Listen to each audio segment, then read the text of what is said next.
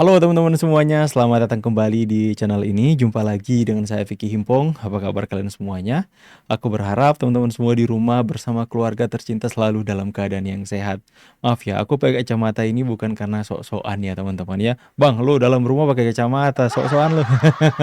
Enggak teman-teman ya, karena saya sedang sakit mata, mata saya kena iritasi kemarin pulang dari Jakarta, iritasi jadi merah semuanya, dan saya mending buat konten pakai kacamata saja. Di video kali ini kita akan kembali lagi membahas berita yang lagi menjadi perbincangan publik.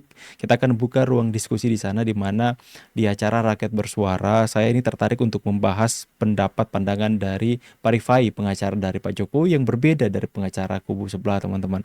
Kita ambil hal positifnya. Kita jadikan ini ruang diskusi publik. Kalian bebas memberikan komentar kalian di kolom komentar. Sama-sama kita hindari yang namanya disinformasi, ujaran kebencian maupun fitnah ya teman-teman ya.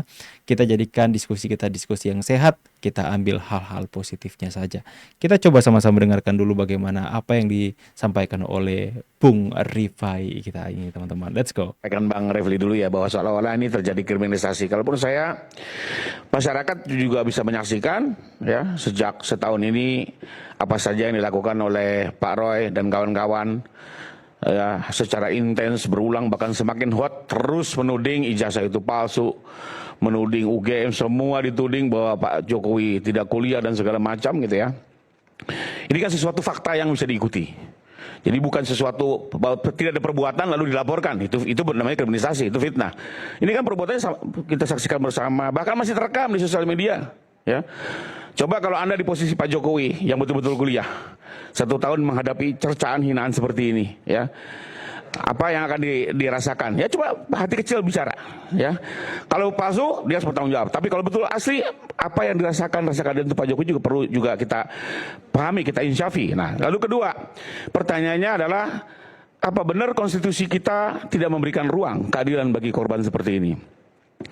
Jelas di pasal 28, negara itu tidak hanya memberikan perlindungan terhadap harta benda, tapi juga memberikan perlindungan kepada apa? Kepada nama baik. Artinya memang negara juga melindungi nama baik setiap warga negaranya.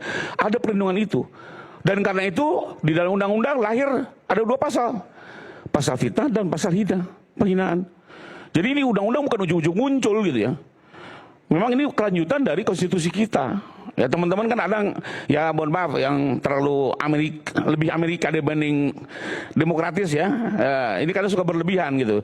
Bahwa ternyata betul kita demokrasi, tapi di sisi lain juga kita juga tetap secara seimbang melindungi juga warga negara lainnya. Orang boleh bebas berbicara, tapi juga ada hak pribadi yang perlu dijaga, dilindungi. Karena itu ada pasalnya, dan selama ada pasalnya, berarti apa yang dilaporkan kan bukan kriminalisasi.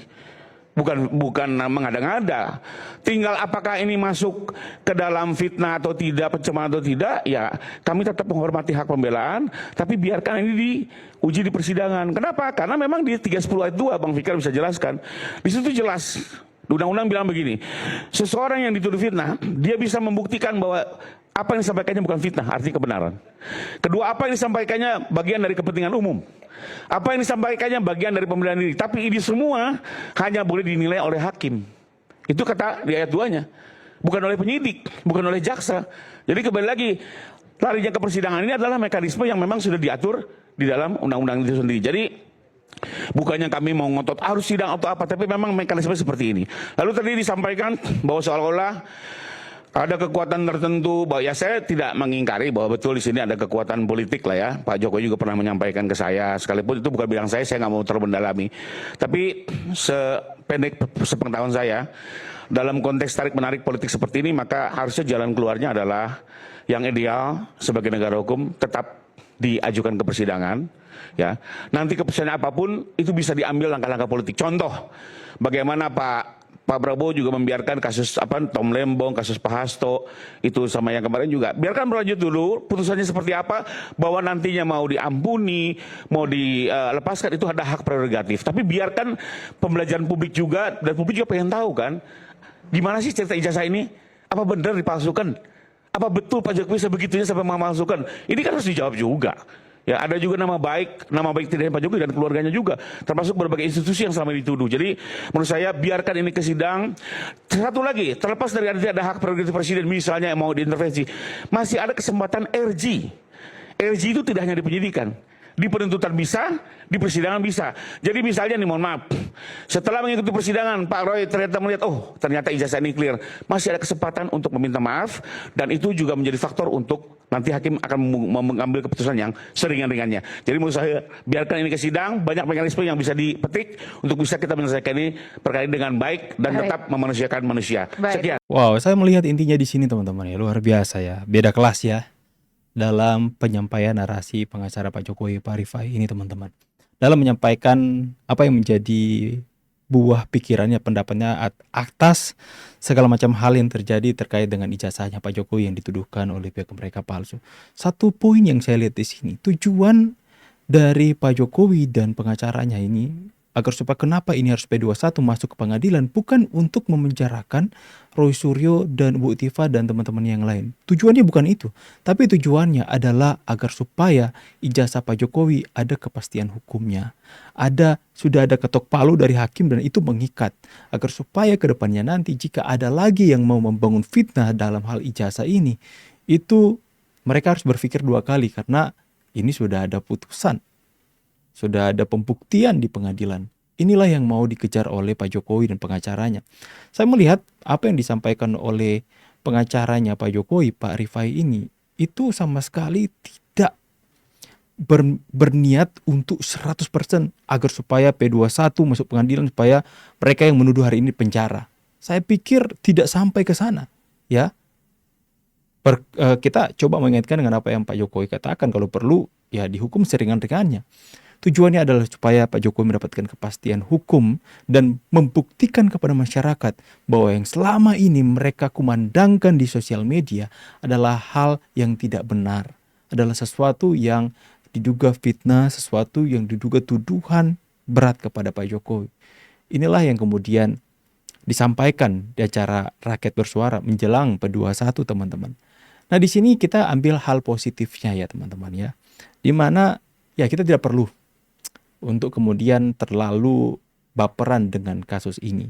Tidak perlu terlalu saling menyalahkan, apalagi menyalahkan kepolisian. Padahal Pak Jokowi sangat mengapresiasi pekerja penyidik. Kita tidak perlu marah-marah atau terlalu emosi sampai itu mempengaruhi aktivitas kita ya teman-teman. Ya, nggak peduli ya. Janganlah seperti itu.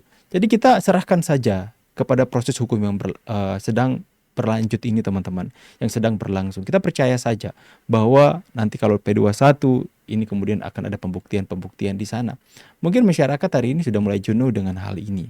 Ya, jadi jika kalian melihat bahwa sampai sekarang ini, padahal sudah 1 tahun berjalan, 1 tahun lebih ya, dan kemudian ada orang-orang yang masih mempercayai ijazah Pak Jokowi palsu seperti yang mereka tuduhkan.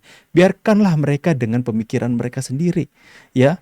Biarkanlah mereka, karena mereka dari sananya sudah memang tidak mau menerima segala sesuatu kebenaran yang kemudian sekalipun seterang apapun kebenaran itu terpampang nyata di depan mata mereka. Mereka tidak mau percayai itu sebuah kebenaran karena pada dasarnya mereka ingin mempercayai sesuatu ya yang diduga kebohongan adalah apa yang para penuduh ini katakan bahwa ijazah Pak Jokowi adalah ijazah yang palsu. Maka biarkanlah mereka dengan pemikiran mereka seperti itu. Kita dengan pemikiran kita. Tidak perlu untuk kita terlalu marah-marah.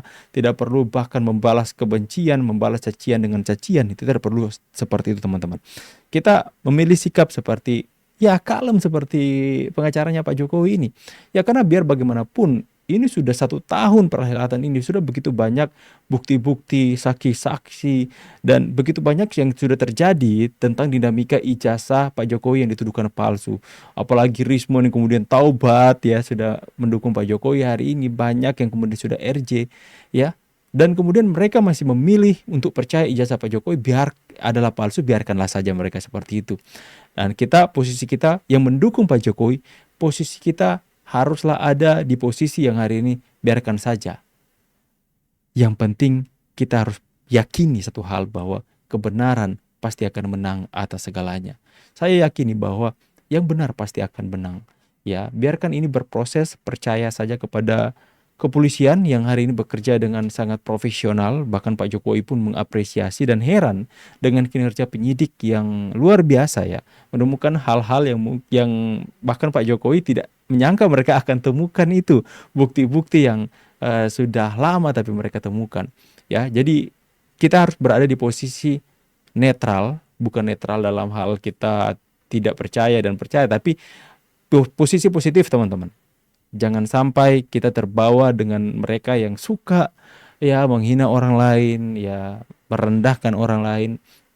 Kemudian kita balas merendahkan mereka, jangan. Kita harus positif dan biarkan ini berada di tangan para penyidik dan kejaksaan, biarkan itu berproses. Kita pasti akan melihat ending yang baik dari semuanya ini, sekalipun lama. Ya, saya pamit. Silahkan tulis pendapat kalian kolom komentar. See you on the next video. God bless. Bye guys.